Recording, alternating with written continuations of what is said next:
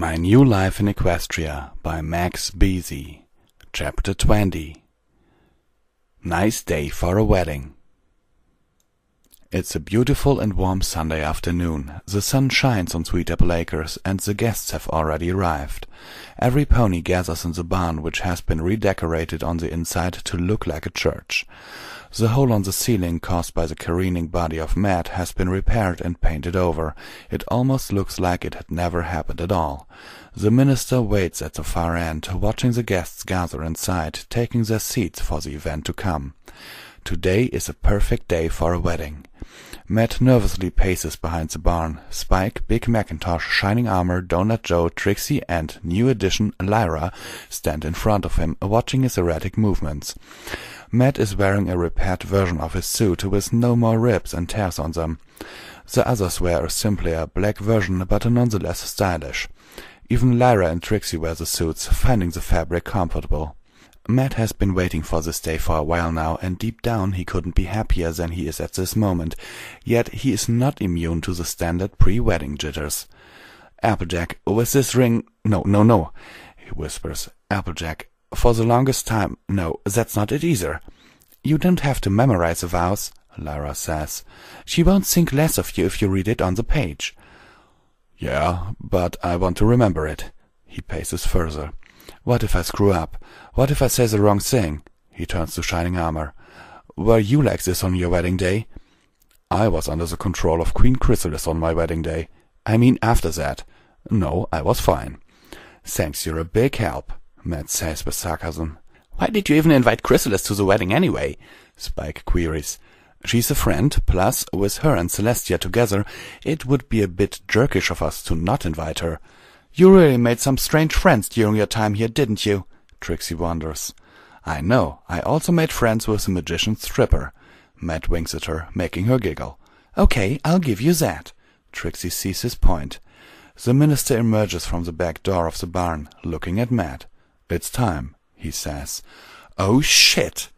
Matt tries to compose himself, straightening his tie, slicking his hair back. He turns to his friends. "How do I look?" "Like a nervous wreck," Donut Joe answers. "Apart from that—" "Like a really nervous wreck." Big Macintosh doesn't help matters. "Okay, frack it. Let's do this." On the opposite end, standing in front of the barn/church, is Applejack, her friends, and the Cutie Mark Crusaders as flower fillies. The bridesmaids wore beautiful white silk dresses, while Applejack wears a refined version of her previous wedding gown. White cowpony boots, a Southern-style dress with strands of leather hanging off it, and her cowpony hat with a veil on the top. Like Matt, she paces around, nervous as a foal on their first day of school. Maybe more nervous than that, too. Her teeth chatter like she is cold, when there isn't much cold to be had on that day. Her friends watch her with concern as she tries to remember her vows. "Matt, these last few months— No, she whispers to herself. "Matt, all this time— No, that's not either." "You don't have to memorize your vows, darling," Rarity assures her. "He won't think less of you if you read it from a paper." "Yeah, but I want to remember it." She looks at Cadence. "Were you like this?" She remembers asking Cadence that very question the first time. Before the princess opens her mouth— "Never mind, I asked you that before."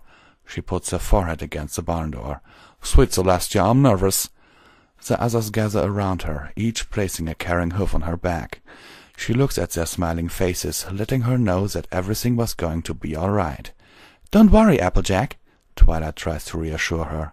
"He's going to be there for you, no matter what." "Yeah," Rainbow Dash says with brushness. "You're going to knock it out right off the park." "You think so?" "We know so!" screamed Pinkie Pie. Applejack looks at them and returns their smiles with her own. The others step back, watching her becoming more and more ready for the wedding. "How do I look?" Applejack asks. "You look ready," Twilight confirms. "Okay, let's do this." The stage is set. Matt waits at the altar. His groomsgirls, along with Lyra and Trixie, stand at his side. Trixie continues giving Shining Armor the bedroom eyes, making him sweat just a little bit. She still hasn't forgotten their night together with Cadence back in Las Pegasus, and neither has he. Wedding music plays from a record from a DJ pony named Vinyl Scratch. She is obviously bored out of her mind, waiting to put on some real music. Princess Celestia, Princess Luna, and Queen Chrysalis stand off to the sides, their height proving an inconvenience to others if they sat in the aisles. Soon the barn door opens, the Cutie Mark Crusaders bouncing in, tossing flower petals along the walkway, the older ponies awing at their cuteness. Then the bridesmaids come in, giving every pony the best smiles as they walk towards the altar, standing at their respective positions. Pinky gives Matt an enthusiastic wave, to which he waves back, equally excited. The ponies stand from their seats. The music changes to the classic music one would hear when the bride walks down the aisle. The doors open again, revealing Applejack. He marvels at her stunning dress. Briefly he looks to Rarity, giving her a quick thumbs up, which she replies with a chuckle. Applejack adjusts her head in a quick motion, before slowly walking down towards her glowing husband. One couldn't take the smile off his face if they tried. She looks at him every step of the way. The mere thought of finally getting married brings tears to her eyes. She makes it. No mishaps, no trippings, no nothing. She stands before him, looking up into his loving eyes as the music comes to an end. "You look beautiful," he whispers to her. She beams with a blush gracing her cheeks. The two look at the priest for his opening words. "Dear beloved, we are gathered here today in the sight of Princess Celestia, Princess Luna, Princess Cadence, Queen Chrysalis, along with friends and relatives, to witness the union of this man and this mare, to live together in holy matrimony." He looks at Matt. "Mr. Williams, I believe both of you and Applejack have written your own vows?" Matt nods. "Yes." "Would you like to go first?" "Yeah, sure." He reaches into his pocket, but stops. He looks at Applejack, the vows pouring into his head, like he'd never forgotten them in the first place. He kneels down before her, staring at her at eye level. He takes her hoof, holding it in his hand gently. "Applejack, the first time I met you, I thought of one thing. Ouch! That kick to the face really hurt." She laughs, so does the crowd. "But then came that night when you cheered me up. You were so kind, understanding, and I got to know you just a little bit more. When I found myself in this strange, unfamiliar world, one of my first thoughts was to come by and see you. Again I found myself being injured." More laughs from the crowd and Applejack. "But that didn't stop me from wanting to keep on visiting you. Over time you became my best friend. We hung out every other day, and I adored your company. Then the day came when I realized I was in love with you." Tears well up in his eyes. "You told me once that you never thought of yourself as special. I am here to tell you that you're wrong," he says with a tearful grin. "You are special to me. Every day I spent with you has been one happy memory after another. I was, and still am, willing to do anything and everything to keep that wonderful smile on your face. A week ago I was even willing to give my very life so that you may live another day longer. You know what has changed in the last few days? Nothing." A tear goes down Applejack's cheeks. "There is nobody and no pony I would rather spend the rest of my life with than you." The guests give out an "aww" at his vows. Applejack is speechless, tears rolling down her cheeks. She wipes them off, laughing. "Oh, how am I supposed to follow that?" she asks. The others chuckled in amusement. "I'll give it my best shot, then." She inhales and exhales, preparing herself. "Matt, you told me when it was that you fell first in love with me, but did I ever tell you when it was when I fell in love with you?" Matt shakes his head. "It wasn't the night at the hoedown, it wasn't when you saved my life on the dock, and it wasn't even when you came with me to the rodeo cheering me on. It was the first time you came to the farm." Matt looks at her, surprised. "You were so nervous, jittery as a gene-bug, but also sad. Seeing you smile when I cheered you up made me feel warm inside. Not only that, but I saw a lot of myself in you. Happy, but also unsure about yourself, always wanting to prove your worth, not to mention stubborn as a mule." Matt chuckles. "I wanted to keep seeing you, that's why I gave you the job. As time went on and you would come down to see me, even though there was no work to be done, I knew I wanted to be with you. You were always there to make me feel like I was the most important pony, and though it took the both of us a long time to admit our feelings to one another, the day we finally did, I wouldn't trade it for anything in Equestria." She put the hoof on his cheek, caressing him with much love. "Falling in love with you was the best decision I ever made, and I am proud to be marrying you." Tears flow out of Matt's eyes, his smile never leaving. The others around them cry their eyes out, especially Pinkie Pie, who was particularly loud. "Do you have the rings?" the minister asks. Spike walks up to them, holding a pillow, carrying a ring for Matt and a bracelet for Applejack. Matt takes the bracelet, slipping it onto Applejack's hoof easily. The ring was harder than they thought. She couldn't get a good angle on it with her hoof, so she put it in her mouth, clutching the ring with her teeth, allowing Matt to put his finger into the ring. Once it was on, the two laughed at the situation. "Matthew Williams," the minister continued, "do you take Applejack as your lawfully wedded wife? To have and to hold, for richer or poorer, in sickness and health, till death do you part?" "I do." "And do you, Applejack, take Matthew—" "Oh, you know I do," Applejack interrupts, much to the amusement of every pony. "Then by the power vested in the town of Ponyville, that I pronounce you husband and wife. You may kiss." They don't let him finish, flying into each other for a passionate kiss. "The bride," he says with a smirk. Vinyl plays a record, playing the climatic wedding music one would hear at the end of the ceremony, as every pony stomps their hoofs in applause. Pinkie runs up to her, whispering in her ear. After a couple of moments, Vinyl rips the record out and puts in one of her own. Suddenly, the speakers in the barn explode with catchy techno-pop, and the aisles transform into a dance floor. Pinkie comes rushing in with a rolling table packed with drinks and food. "Enough of the ceremony! It's time to party!" she shouts. Matt and Applejack laugh as they watch the others crowd onto the dance floor, busting moves like there's no tomorrow. The newlywed couple joins in on the festivities, with Matt using the moves Applejack taught him that night at the hoedown. The crowd cheers the two of them on as they tear up the floor with their electric energy.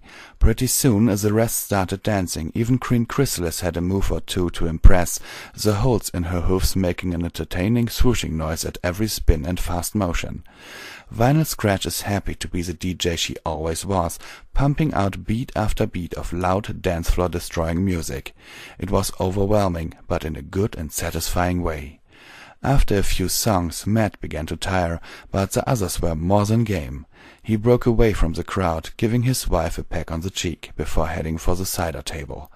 He grabs a mug of hard cider, downing it quickly, like it was the last drink he would ever have. The taste of apple cider with a hint of rum swelled through his mouth and down his throat. It was the first time he ever had any of the hard stuff. "Wow, this ain't bad." He grabs another mug, drinking it rapidly. He sits down at a nearby table, watching his wife dance the night away. The gravity of the situation of what he just did hit him hard, and a smile graces his lips. He had done it. He had married Applejack. "Enjoying that cider?" Matt turns his head to see Twilight sitting down next to him, sweating from the dancing. "Yeah, I never tried the alcoholic stuff before. It's not bad. Don't drink too much. Have to stay conscious for the wedding night." "Believe me," he takes another gulp. "I know." Twilight chortles. "What are you doing here anyway? You should be out there dancing." "So should you. A human like me has his limits. 4 songs and I'm a sweating mess. Once the slower stuff comes on, I'll be good to go." Twilight watches him as he looks back at Applejack. She looks at the beautiful bride, marveling just how happy she looks. "It's been a long time since I've seen her this happy," she comments. "You're a lucky guy." "I feel lucky." He turns back to her. "So when are you and Big Mac going to tie the knot?" "Not sure," she replies. "We haven't talked about it much, but it's on the table." "I'm happy for you," he says. "You found some pony to sweep you off your hoofs." "It wasn't easy. It took a crush on you to do it." They both chuckle.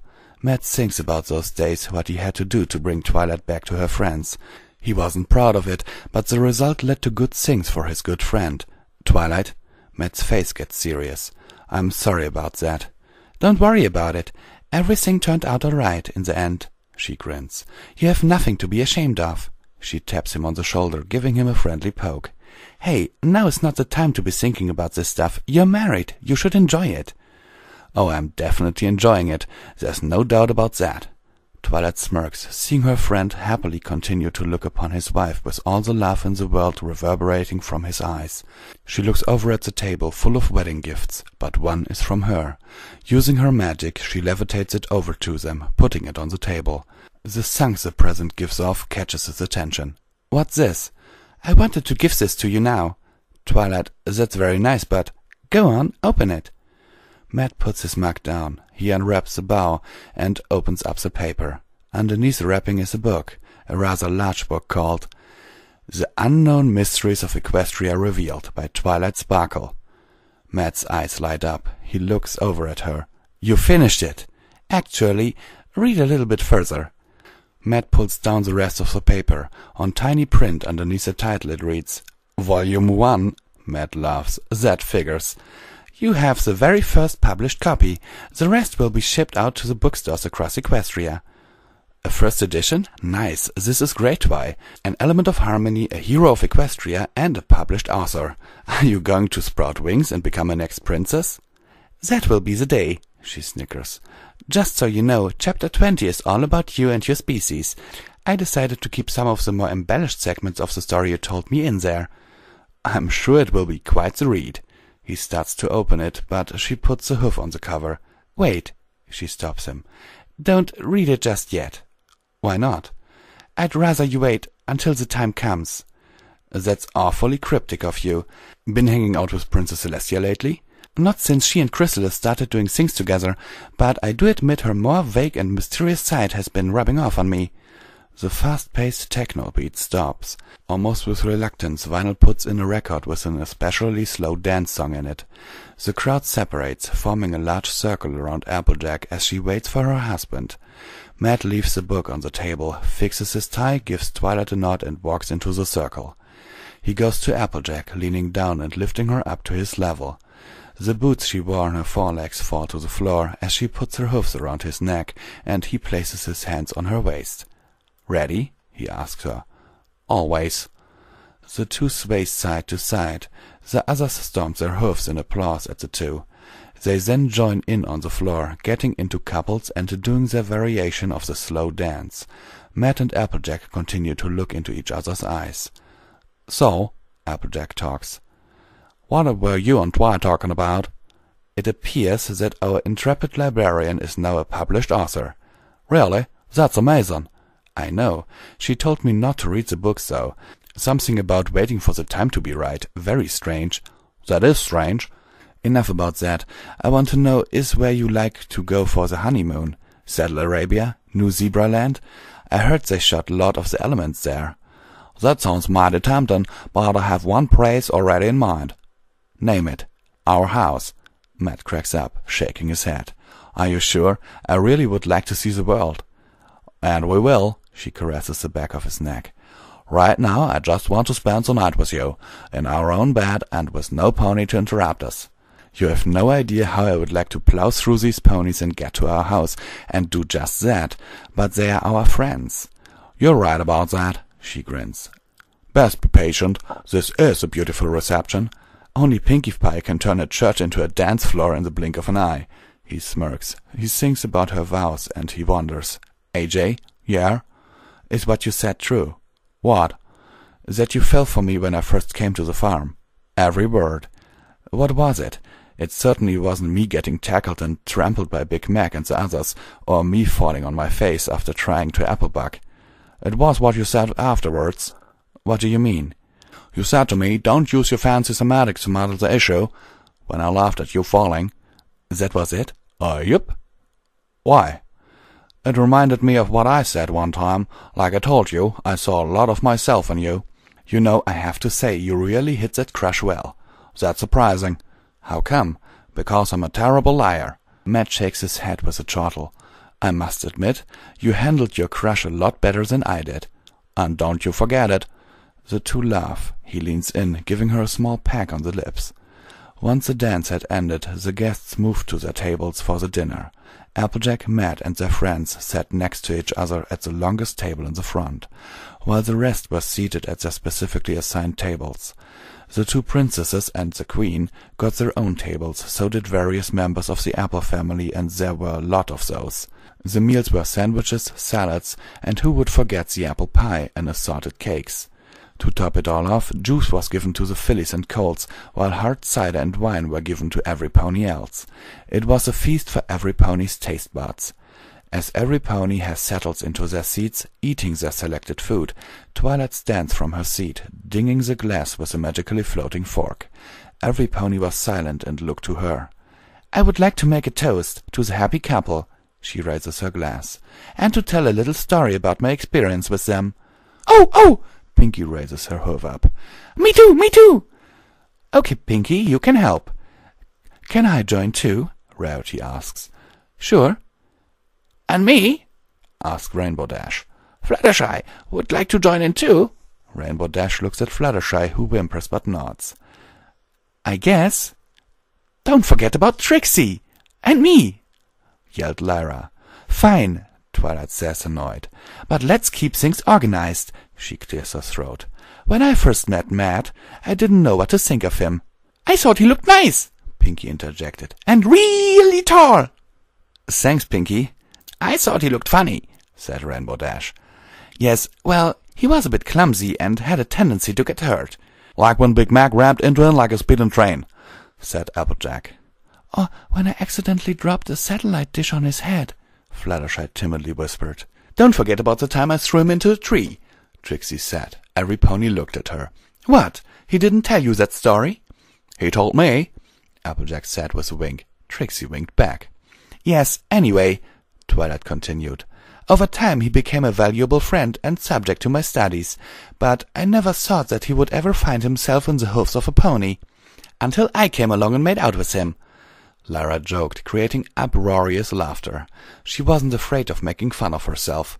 "Seriously, Matt, I'm sorry about that." "That's okay, Lyra," Matt nodded to her. "But," Twilight gets to finish her thought, "I couldn't think of any pony out there more suited to be his very special sun pony than Applejack." "Yay!" Fluttershy silently said. Those who heard her responded with a hearty chuckle, followed by an applause of hoofs. "Applejack," Twilight looks to her dear friend, "you are a strong, tough, funny, and loyal mare, who deserves all the happiness in the world." Applejack tears up. "Watching you here and now—" "Wearing the perfect wedding dress, which I made, of course," Rarity interrupted. Twilight shakes her head with a smile before continuing. "Yes, wearing a beautiful dress and sitting with your true love, I say, without any shred of doubt, that you are the luckiest mare in all of Equestria. Matt?" She looks into his eyes with a grin. "You take care of her now. She's 1 in a million." "No, she's the only one." He raises his glass, while the others awe in response. "And I will." "To Matt and Applejack." Twilight raises her glass in the air. "To Matt and Applejack," the rest calls out, clanging their glasses together in celebration before taking a big swig of their drinks. It is now the middle of the night. Matt carries Applejack all the way back to the house. The party back at the farm is still going strong, with the music being heard blaring from far away. However, these two have other plans that involve them being alone together. Matt opens the door as Applejack laughs in his arms. Both are tipsy from the cider drinking, but nowhere near as drunk as they could be. Using a free foot, he kicks shut the door and rests his back on it, catching his breath. "You need any rest there, Sugar Cube?" she asks him. "You were running to get here." "Rest? Me? Never," he says with determination. He carries her all the way up the stairs and into the bedroom. With a final push of his strength, he throws her onto the bed, as she lets out a surprised yelp, followed by a giggle. In a rush, she pulls off her wedding dress, and he removes his jacket, tie, and shoes. They both stare at each other, ready for the moments that are to come. He climbs into the bed with her, moving to her side, placing a hand on her waist, gently caressing it. They lean in for a nice kiss. "So, how does it feel to be married to a pony?" she wonders. "It feels great. How does it feel being married to a human?" "Like I'm on top of the world." They go in for another kiss. This time more passion is put into it. They've done this song and dance many times, but even after all of it, they still have not tired of each other, nor will they ever tire of each other. He moves on top of her, as she holds him close to her. "I love you, Applejack Apple," he smirks. "And I love you, Matthew Williams Apple. You see, adding your last name to mine really is not that silly. And it better stay that way, too. You have my word. Good, now come here, you." She brings him down for another night of love and passion. For the time being, their first night as husband and wife was the best night of their lives.